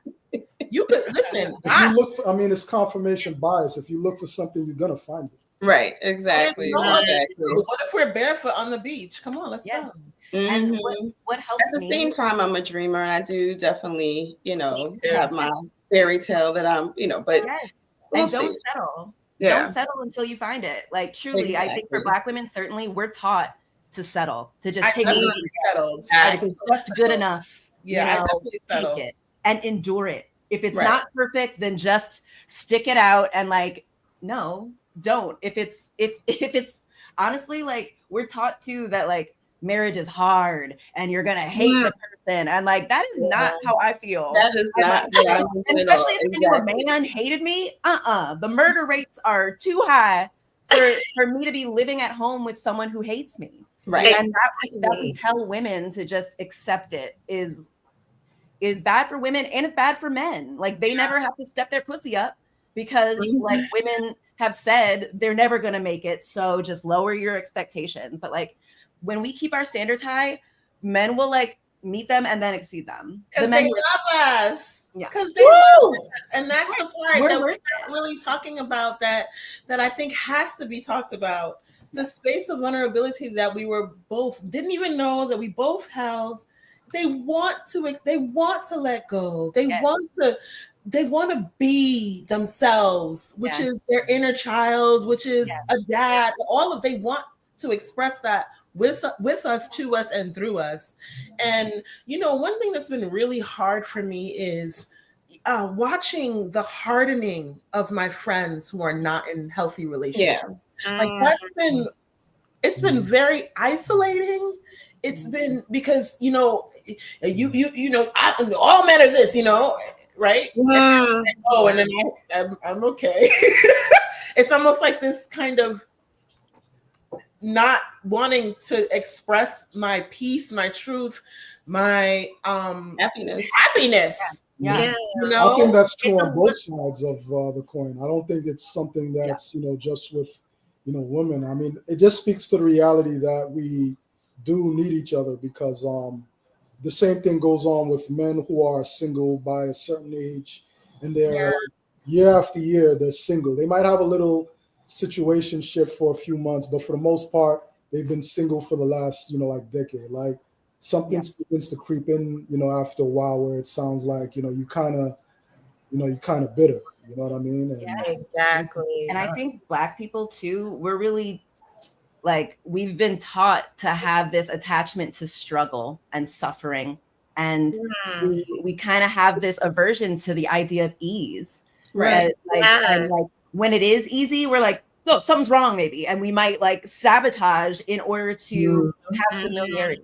Like chaos might not be healthy, but it's what we recognize. It's what we've been taught to accept as love. And so it's so much unlearning, and it's so powerful to have a space, Absolutely. like a training ground, like where you can really hone See yourself. examples of it, yo. That's the key too. Like I said, man, if I'd seen examples of Adika and Tanu, or Billy and Sheba, or what I'm saying, like all these possible things, I would have, you have a different sense of what's possible. Again, that story that you're playing out, the story that you're believing, this is what reality is. You actually contribute to that rather than to step into what is possible. And then I feel so lucky. I also love that, like, you can create something that you haven't seen before. Right. And if you are definitely like, embodying that in what you've been saying, like you've created a system that is for you. So anybody who has any preconceived notions about what your relationship is, if they're tuning into this program, their mind has been expanded in terms of like what the possibilities are. You make a relationship for you. Yeah, I think that's the case, or should be the case for everyone, right? And I think that's one of my challenges with social media, is that it's like we have to all subscribe to whatever is out there, and if you're doing it this way, it's wrong. I think everyone should create whatever works for them, right? But here's the thing, Tamika, Elaine. The thing is that it really is about your relationship with God. It's really about, do you even feel like you're supposed to create anything? Or it's like, what's your relationship with yourself? What's your relationship with what you really think of yourself? And also, that's absolutely true. And it's also recognizing, as far as like the social media aspect goes, any social media that you see with couples where it's like, oh, they look so wonderful, that may very well be a truthful and honest projection of what they intrinsically are. But keep in mind, it's a snapshot. Right. Yes. A snapshot of their experience. So you're not seeing when things are not going so well. You're not seeing when they're having an argument. You're just seeing that picture with them smiling. And that might be real, but that's a part of the whole greater reality. But the whole thing is like, we're going to have different snapshots. But now when you're in a creative space, all four of us are artists. All four of us are artists. We're literally all writers. Right? Yes. I have a children's book. I have he's got two books. That's so interesting. And this just happened, right? It's like organically, Yeah, the relationship to creation and humanity and authenticity of what you can create, and take time to think about it is what I'm trying to say. I think what you've highlighted and what you just said that hasn't been said is that the life of an artist in a capitalist culture requires some type of polyistic like system anyway. Thinking, more than one thing to fit in the system. Like like the type of art that I do is nothing like what I do for my day job. Right. So I'm obviously functioning within a poly system within that. You're creatively polyamorous. Like, I love that. Not just I was saying earlier that it's a system, right? And it needs to be looked upon as that. Yeah. And so, what systems do us included in that, right? Because this snapshot is great. Yay, everybody looks so pretty, and so smart and so loving and so genius. Ooh. Right. But what snapshot are we going to create after this moment? Right? And what snapshots, are we going to really use the tools that they gave us and that you guys have received? Right. And so my prayer for everyone who may get a moment of this or has watched the entire thing is that you, in a relationship, not in a relationship, think about your own creation and your own value of what you actually want. Put it in the paper. I wrote my list. It was a whole thing during that time. Like, number one, God fearing. Number two, like, there's some shit I didn't put on my list that he does not have. I should have put handy. It's not handy. That's me. I played myself. Hilarious. Well, I love that you started with some of the takeaways, Tanu. I just want to ask if anyone else has some takeaways that they want to just share with the audience before we wrap for this episode. This great conversation that we've been having. I know you guys said so many brilliant things I want to talk more about. Oh my gosh. Please. Yeah. We do have one comment saying, this has been a great conversation. I am better for it. The amount of emotional intelligence expressed here is refreshing. I love it. Yes. Thank you so much to us. Yeah, I think you mentioned something about the hardening and how it's difficult to see people become jaded. And yeah, one thing that helped me is like, one, white men want you to be jaded. White men want you to think you can't have it all and that no one's going to like you for you. You're never going to be in your fullness and someone's going to, not someone about, and like, that's, why would we listen to them? So yeah, like what helped me before I met Billy, I was like, I'm a rare person. I'm an exceptional person. I don't come around every day. So neither will a person that's for me. So that's the same for y'all. Like, you're rare. Like, your person is not just going to be any rando. But true. If it's divinely orchestrated, you can't miss each other. Mm-hmm. And the more you're yourself, the brighter you shine your light, the more your person is drawn to you. Yeah. That's beautiful and true.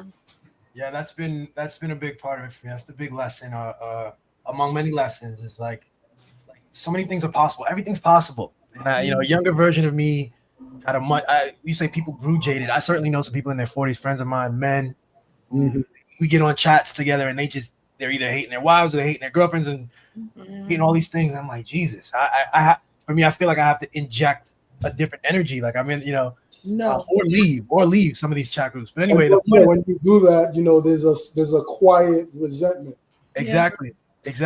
Quiet resentment is so very dangerous because the reality is that I'm a traditionalist. So my belief is that when the men are able to lock arms and work cross religions, cross status in society, like we wouldn't have like these weird puffy situations if we weren't all funneling our energy toward this one thing that we all want to be because it's so cool and you get a huge voice. Like, no, what is your neighbor doing? Like you guys don't know it, but Sheba and I already telepathically told you guys you're going to be friends. It's like, we already know that y'all are going to be friends. Y'all are friends now. All Black men who love their wives. Yeah, man. That's society. Community. Yeah. Yes. Podcast, just a community. It's the only answer to balancing out how we've experienced whatever systems that we create our relationships in within a society. Yeah. Because ain't no reason all these brothers in jail and all these sisters out here. The math is not mathing. That's what happened with that. That's wrong. It's this fracturing too. I think divide and conquer. They want us fractured both by gender, by cisness, transness, like all the ways they can find a way to fracture us internally. It's going to reflect in our relationships and our communities and things. So yeah, always trying to integrate wholeness, oneness, bringing it within, self-love. Get rid of the spirit of competition. Yeah. You know, like Yes. that's what I find Oh, is that's the thing very too. toxic among a lot of men. You know what Even I mean? our language is taught this like language of domination and a fight, and we're, you know, like at war. Like, when what if we thought about things as like a dance? Yes. You know, it's two people working together to create something beautiful. You've Yeah. described that. That. Yeah, I think that Oh, dancer. not just a dance, but a dance like underwater or a dance in the air. Like it doesn't have to be grounded until you both grounded. When you say yes to it, that's the lock and key, and that's when it hits the earth, or that's when it comes afloat, Yeah. right? It's like if the men are not healthy, if the women are not healthy, if the Yeah. women are not brave enough to be, if the women are not brave enough to be humble, and that's another part of it Brave that I enough think to be is humble. so important. Like Powerful. I've not said this, and I'm a little like nervous about saying it, but I think Black women are the least humble people in the world. Hmm. We lack so much humility. Can you And explain the humbleness? What do you mean by humble? okay, yeah, and it's a very important conversation because even when we got together, one of the arguments that we had was like, he's like, "You don't respect me," and I'm like, "I don't even know what that means." Like, I don't know what respect. I don't know what respect means because I literally like we would the kind of arguments we get in. Like respect, like just to add some clarity, like the word respect conjured, and I'm being extreme, but I just want to give you a framework. The word respect translated into subservience, like Hmm. And so it's the opposite of Okay. it's the opposite of humility, right? And that's kind of how we experience this kind of master slave dynamic. I'm bringing a lot of elements in. What I'm like really I got trying a to dog say, collar around your neck. what I'm really trying to say is when you feel safe, you can be humble. That's masculine and feminine, women and men, right? Yeah. I don't want to say the word because I know where you're going, and there's a word No, that tends to so trigger people. I submit to him. He also Okay. Yeah. I think this is where she's going. Yeah. Yes. Yeah, that's what I was clarifying. Like the word respect meant like this like dominant submission, and it wasn't that. Right. Yeah. Right. Well, and that's the thing. We have to remember that there's snapshots. And what I think is that when we have the conversation about submission, we're having a conversation with people that are not creative. They're just not creative. It's not about submitting or not, because Right. we literally our last argument, we were like, "No, I'm right. You're wrong." And he's like, "You're wrong. You're wrong. I'm right." And that's where it ended. Mhm. Yeah, Literally. That was the end of the argument. Literally. And I still am like, I'm right. And one of us will be like, yeah, no, I was wrong. Or I'll be like that, or he'd be like that, you know? But that did not happen that time. You know? And that was a snapshot. And that but it's 90% good. Right. You know, like that. It happens. What I'm saying about the Black woman specifically, though, is when you carrying work, you carrying children, you carrying all this stuff, and you saw your mother carrying it, you saw your grandmother carrying that, is trauma. Yeah. We traumatized, and we think we're strong. I was gonna say strong. This is a whole other conversation. Maybe we can. Where you going? The reason it's not another conversation is because they can't. They're not gonna be with somebody that's not fun and cute and and good.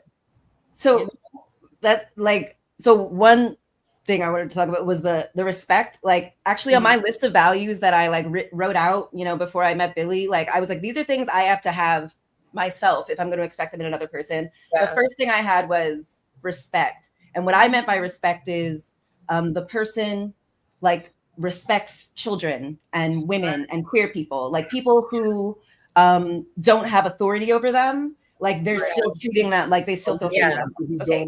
Also, I guess this is the one thing I disagree with you on, Tunu, is like Black women, the world has been trying to humble us since we were slaves, since they tried to enslave us. They want us to I don't agree with that. I'll tell you why. We've been in positions of power for eternity. That's what I was about to say. We have and we're taught Black women are the only women on the planet who always have known what it means to own property, to be in positions of authority. Like in a lot of our, like I'm going to speak to like an African dynamic because that I've studied that. I don't know about the indigenous American too much, but I know that in African cultures, like you have the queen mothers who have authority and they advise, the kings, the chiefs over the land. So this system that we're talking about where women and now Black women in America and in the Americas have been like undermined and oppressed, and all of these things have in fact happened.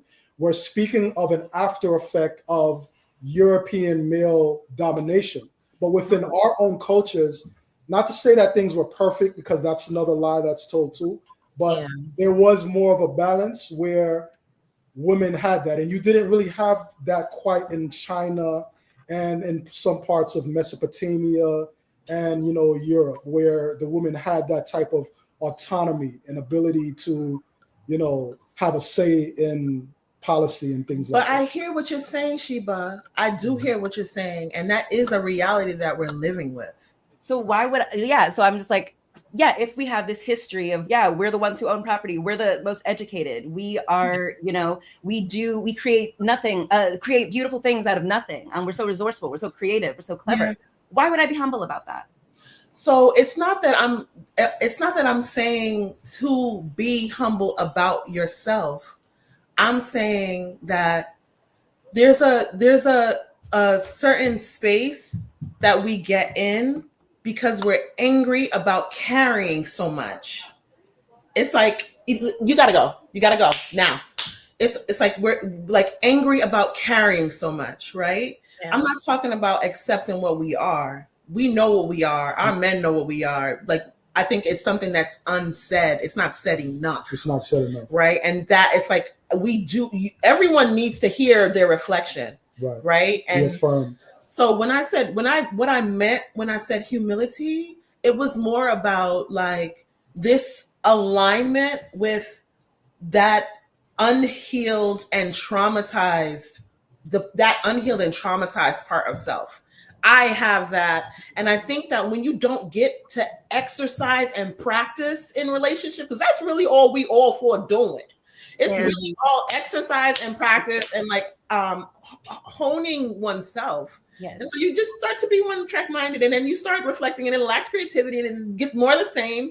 And I think that in Black women, it looks like a lack of humility. And maybe I'm not using the right English words. Thank you, English. It looks it just, there's a certain thing that we have. Like if the relationship fails, it's always the guy's fault. It's not, which is the reality is that, hey, he fell short in some areas and I fell short in some areas, and that's why the relationship has the. I don't think that that's the reality. I think the reality is that she was already compromising. That's yes. And then it's like a double whammy when it's like, when Sheba hears the word humility, she's hearing compromising. I'm hearing like, I know who I am, but I don't want to. Okay. We have to communicate based upon her experience earlier. Okay, remember? That remember makes sense. Yeah. So I'm like, over here. Yeah. I know her, so I know that word. She believes in the opposite. And it's like, and that's the best thing for Black women. I'm like, no. Oh, listen. Oh, but see, that mirrors what we were talking about with respect. Right. Yeah. I'm very full of myself, right? And so I'm sorry, I didn't mean that. So I understand what you're saying, and that makes perfect sense. Yeah, that was what we were describing with the misunderstanding about what was meant by respect. It doesn't mean like, and like we have this colonized language. No, you don't make yourself smaller. No. Exactly. But that's the thing that I think that men don't fully understand. We've been taught that. Women have been taught that.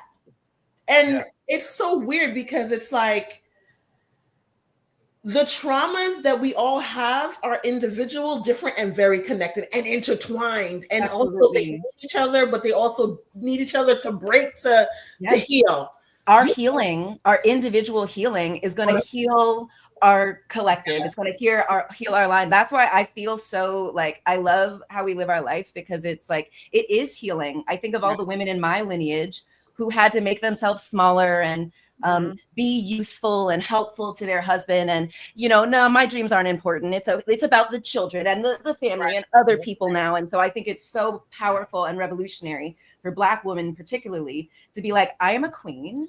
I do not need to work. or to deserve to do anything else to earn my value. I set my value, and you hoes are lucky to be in my life.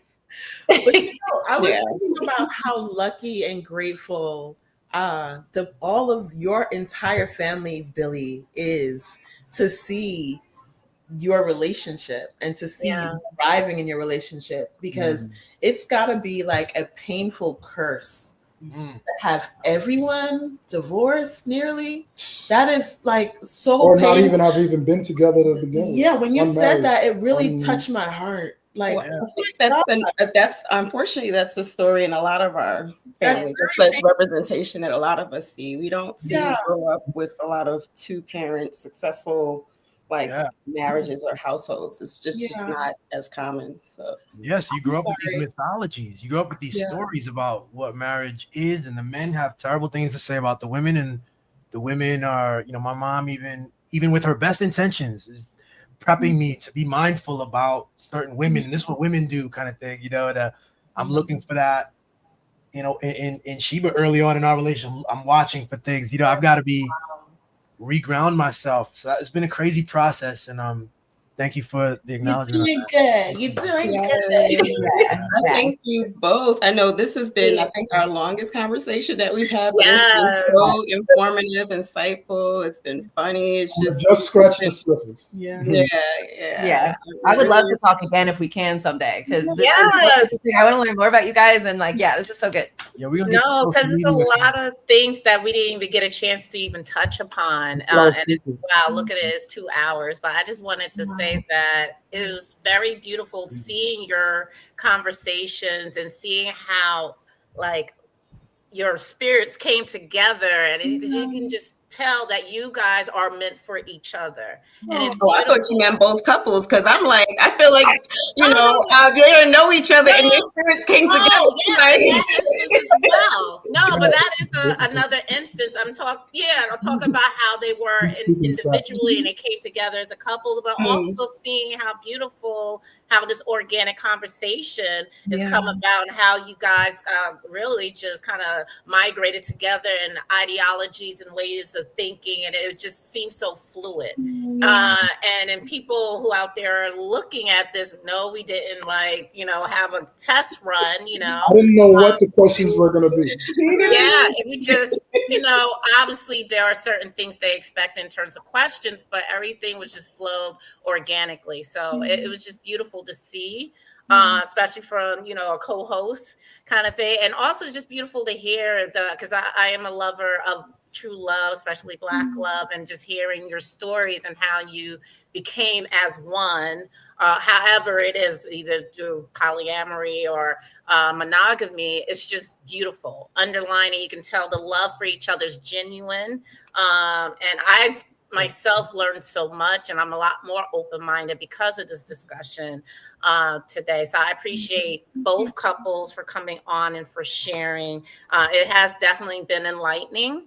I don't know, Tamika Lay had any last thoughts before? No, I echo your same sentiments. I just want to thank you both for being open, for sharing, being vulnerable. We really appreciate it. And thank you for the space. If you guys did not create this space through your relationship, this would not exist. So that takes so much discipline and work. So thank you so much. No, thank you. Pray for love for everybody, Yes, and I'm just going to call out, it looks like Tanu and Adika has the Art Mommy Incorporation. So go ahead and look for that. Everyone who's looking out there, Billy also has his IG. Go ahead, check him out as well, and through him, through Sheba as well. So let's all connect and support each other through this. And for everyone, we're coming back next week. We have a great topic about the Black men and their health, mental health, as well as their physical health for men that's over the age of 40. We're going through, a lot of Black men are struggling with their health. So we're going to have talking to those who are mental health therapists, a Black man who's a mental health therapist, as well as someone who's a enthusiasts of and exercise and nutrition. So it should be a great conversation. Join us next week for that. And thank you both, Billy and Sheba and Adika and Tanu for the conversation. Thank you so much. Thank you. Thank you. Bye, everyone. Have a good day. Thanks, Linda. Thanks, Tamika. Thanks, y'all. I'll catch y'all on social media, yo. Yeah. Meeting everyone. Hey, What's the up? star.